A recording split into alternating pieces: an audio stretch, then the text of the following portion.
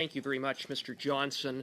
Mr. Johnson, through you, Madam Chair, when you were asked earlier to reconcile the briefing that Erin O'Toole had from CSIS, in which he was informed that he and the Conservative Party were targeted by Beijing and, among other things, the Beijing regime and Beijing actors, including the United Front Work Department, amplified and spread disinformation, versus your conclusion that you could not trace that disinformation to a state-sponsored source. You said, quote, evidence that we had before us that permitted us to come to the conclusion you've suggested what was available to us at the time, end of quote. So are you saying that you didn't have all of the material evidence and intelligence when you drafted your report? Madam Chair, through you, when we drafted our report, we had the intelligence then available from CSIS and other sources, and that was the basis of our conclusion.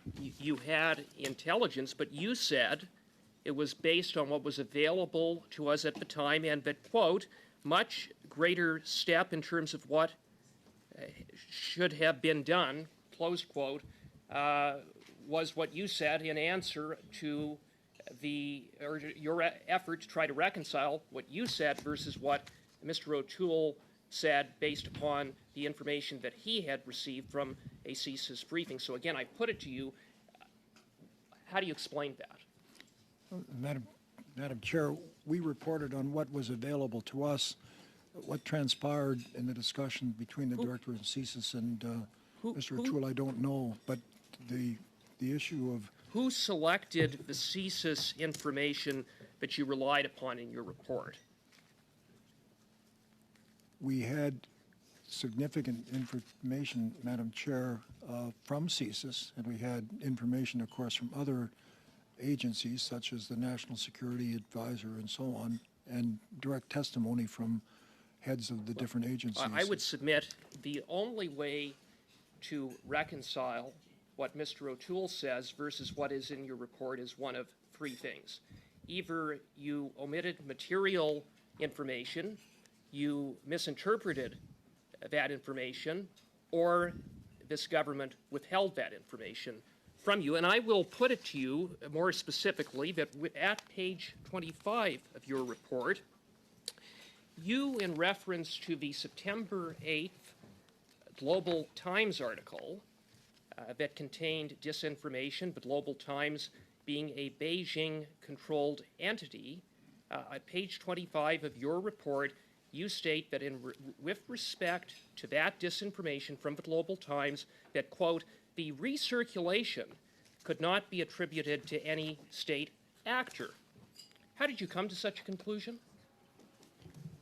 Madam Chair, we came to the conclusion set out there on the information that was available to us at that time. Well, okay, thank you for that, because the information that was available to you at that time surely would have included a rapid response mechanism report dated October 18th, 2021, that stated, quote, Chinese Communist Party media accounts on Douyin, the Chinese version of TikTok, have published videos that repeat a Global Times headline published on September 8th that suggests the CPC's platform would lead to China to break off relations with Canada.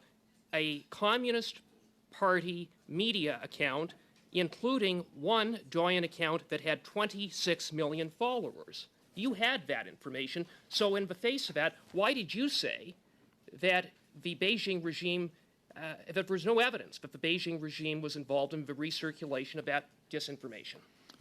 Madam Chair, through you, the answer to the question is our conclusion was that we could not find direct attribution to any state actor. There was no question that there were activities, but tracing it to the state actor directly was not a conclusion we could come to. Rapid response mechanism attributed it to a state actor, a Communist Party media account. So what part of state actor doesn't equal a Communist Party media account?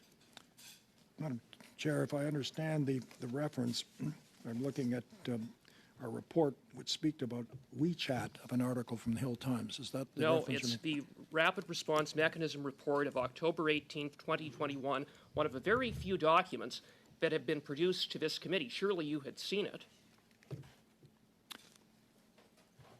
Madam Chair, with respect to that, the information that we had did not permit us to conclude that there was a state-sponsored force. There may be other information that would make that clear, but that was not clear to us at the time. Communist Party media accounts with one account having 26 million followers, but you made the unequivocal statement that there was nothing to indicate recirculation and amplification by the Beijing regime. You further cite on page 25 of your report that in reference to the misinformation directed at then Member of Parliament Kenny Chiu, that it too could, quote, not be traced to a state-sponsored source, even though, Mr. Johnson, were you not aware that on September 10th, an account associated with HuiNet, I'm mispronouncing it, but HuiNet, which is connected to the United Front Work Department, posted disinformation from another Global Times article, this time targeted at Kenny Chiu, and yet you make that unequivocal statement in your report. How is that possible? Madam Chair, through you, let me refer specifically to what we said on that matter on page 25. Chinese Canadian MPs, including Mr. Chiu, were and remain of particular interest to the PRC. There was online misinformation about Mr. Chiu's proposed foreign agent legislation, which he corrected in the media during the campaign. But the misinformation could not be traced to a state-sponsored source. The government does not regulate consumption of social media during elections or otherwise. However, it has engaged with social media platforms to deal with misinformation and the threat that it poses to election security. This does not include WeChat, which is based in the PRC.